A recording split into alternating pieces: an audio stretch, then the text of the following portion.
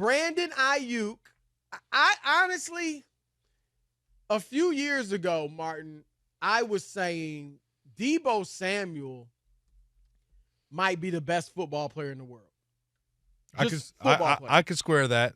You don't need to sell me on it. I'm with you. Yeah, I mean, and now I think, there's an A.J. Brown in that class. But, dude, just a great football player, can do so many different things. He's obviously been felled by injuries the last few years. Even when he plays, he just hasn't been the same. And so I think it might be fair to say that Brandon Aiyuk is their best receiver. I think Debo, when he's at his best, is still better, and he's certainly more versatile. But I think last year, Brandon Aiyuk was their man as a receiver. Second team All-Pro. And now, yeah, right. He has requested a trade because in this summer when so many wide receivers are getting paid, he's not one of them yet. Now, the Niners still have him under contract for one more year, and then at least the possibility of franchising him for 2 years. So they don't have to do anything. So with that being the case, I mean, how big of a deal do you think it is that he's requesting a trade? I think it's not a big deal yet. It depends on what's going to happen. Mike Silver, a good friend of mine actually, Mike Silver reported that the contract they offered him was $26 million a year, which that's a lot more than 14.1 that he's about to make.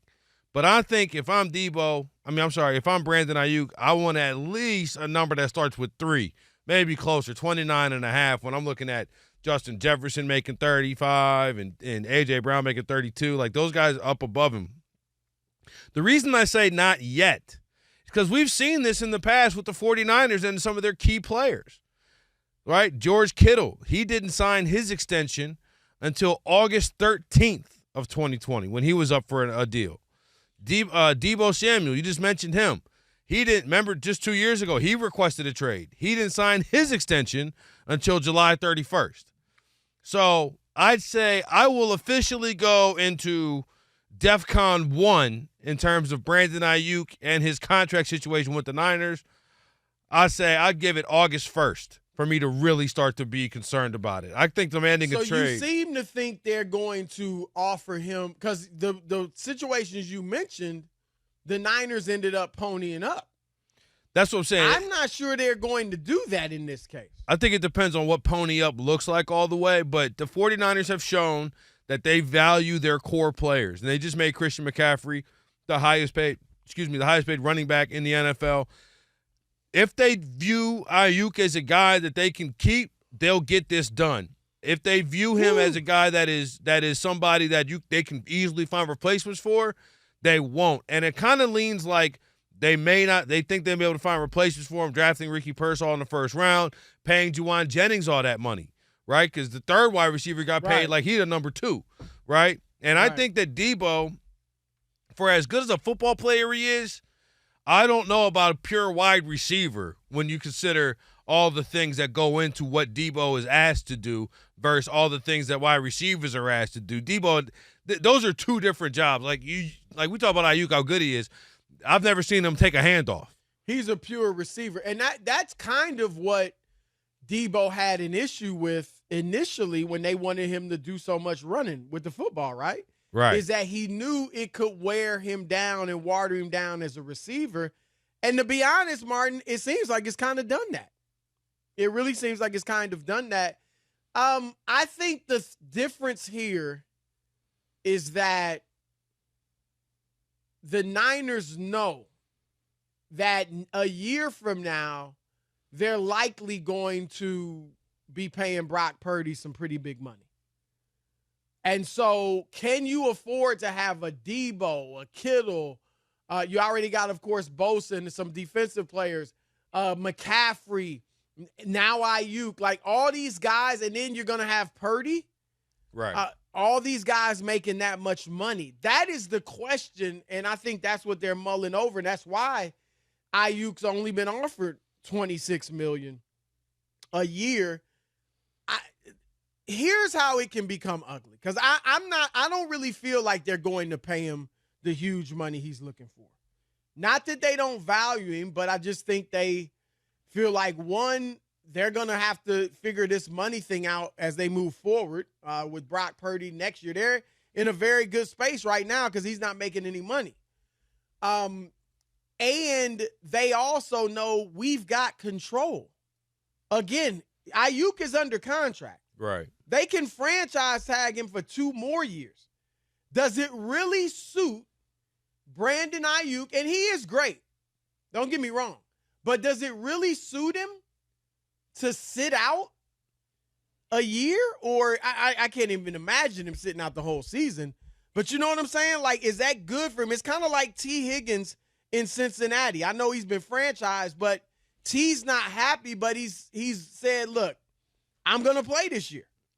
Because the best thing for T. Higgins is to go out there and ball. Absolutely. If you want somebody to, right? And so everybody knows how good Aiyuk is. So I'm not saying like sitting out a season would totally ruin his value.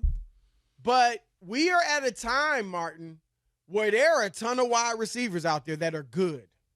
You mentioned they drafted Pearsall. Jennings now, he's not as good as Aiyuk, but he looked awfully good in the Super Bowl. You know, and he's probably feeling like it. Maybe they're feeling like he can play a little bigger role. Obviously, you still have Kittle as a tight end and then Debo. And when you can draft these receivers, and there are great ones coming into the league seemingly every year, are you, a guy that sits out a year? And again, I don't think that'll happen. I don't know. I just don't know that a ton of teams are going to be ready to pay him big money. Look at Buffalo. Buffalo thinks of itself as a contender, and they don't have one really number one wide receiver, and they're not looking to get one, it seems. I mean, there's one right there. You make that call, Brandon Bean over there to San Francisco. I mean, he'd be great. Look, Baltimore, I think, I'd love to see him in Baltimore, the Chargers. And as I said, Buffalo, everybody's mentioning Pittsburgh or Washington. New England's got money. So I don't know. I think at the end of if Aiyuk wants to make it ugly by basically being like, look, I'll sit out. I mean, I won't play. Then it could really get ugly and tough for the Niners. But I don't see him doing that. Hell, Joey Bosa last year sat out for 29 days away from training camp.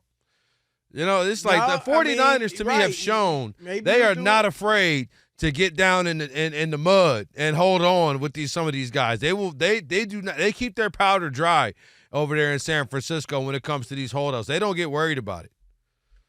Well, but a lot of times they get these guys back by paying them. No, I mean, that's how they get them back every time. They get them back every time.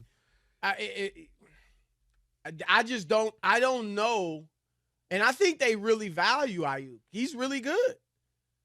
I don't know that can they give him $30 million? I mean, really? I'm not sure. And I don't know that it's going to be worth him holding out. So it'll be interesting. Maybe he's looking at it like he'll hold out for some games and then see how the team's doing. I mean, that would be interesting. That would be the best case. If they come out and all of a sudden Brock Purdy looks like a 7th-round pick, they can't move the ball, the safeties are just closing down on McCaffrey, that would be optimal for Aiyuk if he does decide to hold out that long. But I don't see him doing what's his name? Le'Veon Bell, where he sits the entire year trying that didn't benefit Le'Veon Bell either. I mean, basically his career was never the same. I think a lot of that had to do with Adam Gase being the guy that was his next head coach. But ultimately, he did lose a step. Yeah, I think he didn't recognize, and this is kind of what we talked about with Tua yesterday. Sometimes you need to recognize when you're in a good situation. And Le'Veon Bell was in a great situation in Pittsburgh. He goes to the Jets for money. Look, I'm glad he got paid, but he got less money than he could, than Pittsburgh was ultimately offering him at one point. Right. And his career was never the same. This guy that might have been on a Hall of Fame trajectory. And he went out meekly. Sure. So it's just, and that's the thing with Aiyuk, like, What about a Carolina? Do they go after him? New England. Now, New England, I don't know. Could that be promising down the road? Could he help Drake maybe become something? Maybe. But if I'm Brandon Aiyuk and I'm playing in San Francisco right now and I wake up and I'm in Carolina or New England, I mean, I guess the money, that's what he ultimately wants, and I'm not mad at him for that. But those aren't great football situations. New England, I mean, maybe it could prove to be. No. And I'm not totally out on Bryce Young, but I don't. He's in a much better position. I was never in on Bryce Young because he's shorter than me and weighs less than me, and that does not make for a good football player. Well, but you got a little meat on your bones. So well, I mean, yeah, but then you look at Brock Purdy probably shorter than you and weighs less. Nah. I saw Brock at the Super Bowl a couple years ago, and no, can't confirm he's bigger than me. But one place that would be a great fit, I just don't think the 49ers would do it. If the Lions have the second most cap, ton of cap space, they could pay him for at least 2 or 3 years. If he found his way to Detroit, opposite Amon-Ra St. Brown, Lord have mercy, cancel Christmas. Yeah, I that'd be a great move for Detroit. But if I'm, the 49ers wouldn't do that. Yeah, the Niners. I mean, the team you just played in the NFC Championship game. Because here's the other thing, Martin. The Niners need to cash the chips at some point. They have been knocking on the door for years. Kyle Shanahan's been knocking on the door for years. And if they don't get it done yet again, they'll be close, they'll be in the playoffs. They'll be close. I'm not saying they definitely get into the NFC title game or the Super Bowl, but at this point, close is just not good enough.